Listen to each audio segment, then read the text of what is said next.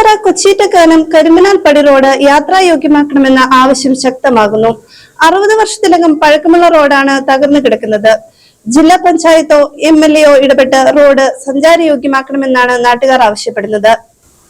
ഉപ്പുതറ പഞ്ചായത്തിലെ ആദ്യകാല റോഡുകളിൽ ഒന്നാണ് ഉപ്പുതറ കൊച്ചീറ്റക്കാനം കരിമനാൽപ്പടി റോഡ്. രണ്ടു മലയിടുക്കുകളിലൂടെ കടന്നു പോകുന്ന റോഡാണ് ഈ ദുരവസ്ഥയിൽ കിടക്കുന്നത്. നൂറുകണക്കിന് ജനങ്ങൾ കടന്നു പോകുന്ന റോഡാണ് തകർന്നു കിടക്കുന്നത്. മാറി മാറി വരുന്ന പഞ്ചായത്ത് അംഗങ്ങളെ കൊണ്ടൊന്നും റോഡ് പൂർത്തീകരിക്കാൻ കഴിഞ്ഞിട്ടില്ല. ഗ്രാമപഞ്ചായത്ത് അംഗങ്ങൾക്ക് ലഭിക്കുന്ന ഫണ്ട് പരിമിതമാണ്. അതാണ് റോഡ് പൂർത്തീകരിക്കാൻ കഴിയാത്തതിനിടയാക്കുന്നത്. നിരവധി സ്കൂൾ ബസ്സുകൾ അടക്കം കടന്നു പോകുന്ന റോഡാണ് തകർന്നു കിടക്കുന്നത്. ചെറിയ ഫണ്ട് ഉപയോഗിച്ച് റോഡിന്റെ നവീകരണം സാധ്യമല്ല. അതിനാൽ കൂടുതൽ ഫണ്ട് അനുവദിക്കാൻ കഴിയുന്ന ജില്ലാ പഞ്ചായത്തോ MPയോ MLAയോ കനിയണം. ഗ്രാമപഞ്ചായത്തിലെ ഉപ്പുതറ ടൗൺ വാർഡിൽ പെട്ട് കിടക്കുന്ന ഒരു ഭൂപ്രദേശമാണ് കൊച്ചീറ്റക്കാനം മേഖല. ഈ മേച്ചേരിക്കട കൊച്ചീറ്റക്കാനം കരിമ്പനപ്പതാൽപ്പടി റോഡിന് ഏതാണ്ട് 60-70 വർഷത്തെ പഴക്കമുണ്ട്.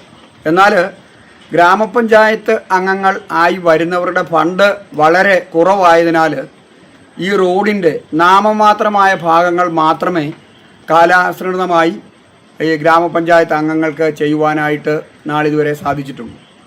ഈ റോഡിലൂടെ നൂറുകണക്കിന് കുടുംബങ്ങൾ സഞ്ചരിക്കുന്ന റോഡുകളാണ്.